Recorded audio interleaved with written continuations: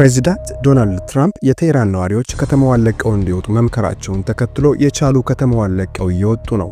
ሌሎች ደግሞ ለክፉ ቀን የሚሆን መሰረታዊ ሸቀጥ በመሸመት በቤታቸው ለመመሸግ ወስነዋል። እስራኤል ነዋሪዎች እንዲለቁት ያዘዘችበት ዲስትሪክት 3 የተባለው የቴህራን ክፍል ከ1 ሚሊዮን በላይ ሕዝብ የሚኖርበት የንግድ ማዕከል ነው። በመላው ቴህራን መንገዶች ጭር ብለዋል። የንግድ ሱቆች እየተዘጉ ነው። ያቺን ከተማ ለቆ መሰደዱ ቀጥሏል።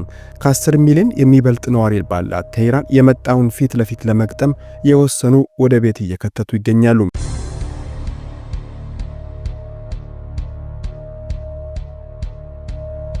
በአምስተኛ ቀኑ እስራኤል በኢራን ላይ የከፈተችው መጠነ ሰፊ ጥቃት እንደቀጠለ ነው። ኢራንም በአጸፋው የባሊስቲክ ሚሳኤልና ድሮን ወደ እስራኤል ማስወንጨፏን ቀጥላለች።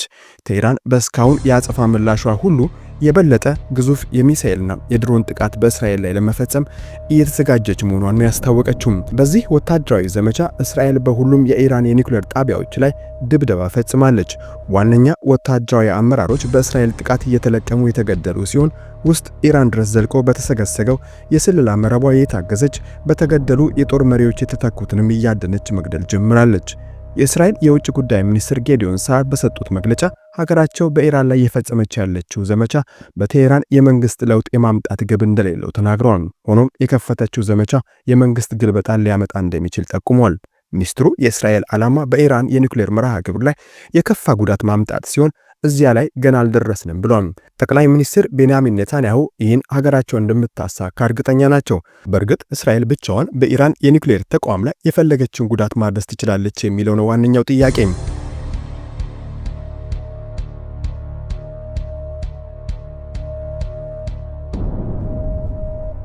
በእስካሁኑ ጥቃቶች የኢራን የኒውክሌር ተቋማት በከፊል ነው የወደሙት።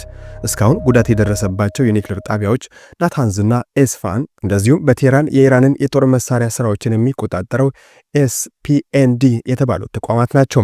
ከሳተላይት የተወሰዱ ምስሎች እንደሚያሳዩት በናታንዝ የኒውክሌር ጣቢያ በሚገኙ በርካታ ህንፃዎች ወድመው ያሳያሉ። ይህ ጣቢያ ኢራን በመሬት ውስጥ በተቀበረ ክፍል ዩራኒየም የምታብላላበት ነው።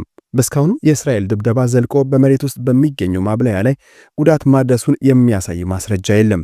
ነገር ግን እስራኤል የኒውክሌር ማብለያ ተቋሙን የኃይል ምንጭ በድብደባው በማቋረጥ የማብላላት ስራ አቋርጣ ሂደቱን ወደ ኋላ ጎትተው ሊሆን እንደሚችል ግን ይገመታል። እስራኤል በርካታ የኢራን የሚሳኤል ማምረቻዎችን ደብድባለች። ኢራንም በእርግጥ የኒውክሌር ጦር መሳሪያ የመገንባት ግብ ካላት እነዚህ የሚሳኤል ልማቶች ያስፈልጓታል። እስካሁን እስራኤል ያልደረሰችባቸው የኒውክሌር ጣቢያዎች ግን አሉ። አንደኛው ሙሉ በሙሉ በመሬት ውስጥ የተገነባው በቅርቡ ወደ ስራ የገባው ደቡብ ናታንዝ የሚገኘው ነው። ሌላኛው በተራሮች ተከቦ በጥልቅ መሬት ውስጥ ዋሻ ውስጥ የተቀበረው ታዋቂው ፎርዶ ነው። ይህ ዋነኛ የኢራን የኒውክሌር ስራዎች የሚከናወኑበት ነው። ፎርዶ ወደ መሬት 80 ሜትር ወርዶ የተቀበረ ነው። ለዚያም ነው እስራኤል ይህንን የኒውክሌር ጣቢያ ዘልቃ ለመደብደብ የአሜሪካ ድጋፍ ያስፈልጋታል የሚባለው።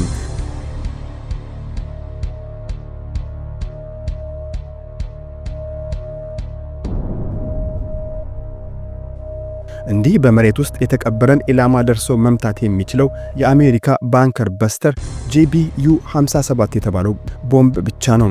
ይህ አሜሪካ ብቻ የታጠቀችው ቦምብ አንዱ ብቻውን 13600 ኪሎ ግራም ይመዝናል።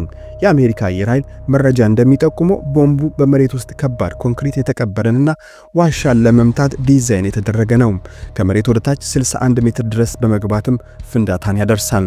እስራኤል ቀጥተኛ የአሜሪካ ድጋፍ የሚያስፈልጋት በዚህ ቦምብ ብቻ ሳይሆን ይህንን ቦምብ መሸከም የሚችለው ብቸኛውን B-02 ተዋጊ ጀት የታጠቀችው እሷው አሜሪካ ናት። የአሜሪካ አየር ኃይል 2 ባንከር በስተር ቦምቦችን በአንድ ጊዜ ማለትም 27000 ኪሎ አሸክሞት በመሞከር ውጤታማ ሆኗል። እናም የአሜሪካው ይህ ቦምብ ብቻ ነው የፎርዶን የኒውክሌር ጣቢያን ደርሶ የመምታት አቅም ያለው። በዚህ ጣቢያ እስራኤል በራሷ አቅም ብቻ ማድረግ የምትችለው የጣቢያውን ማቀዝቀዣ በመምታት ስራውን እንዲያቆም ማድረግ ሲሆን ኢራን ግን ጠግና በቀላሉ ወደ ስራ ልታስገባው ትችላለች።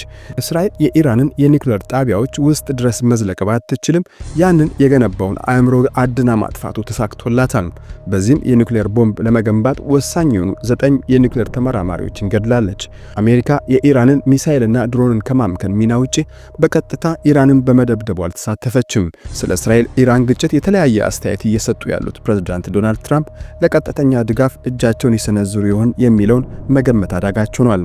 ኢራን ግን የአሜሪካንን ቀጥተኛ ተሳትፎ ለማስቀረት በአካባቢው በሚገኙ የአሜሪካ ይዞታዎች ላይ ጥቃት ከመሰንዘር ተቆጥባለች።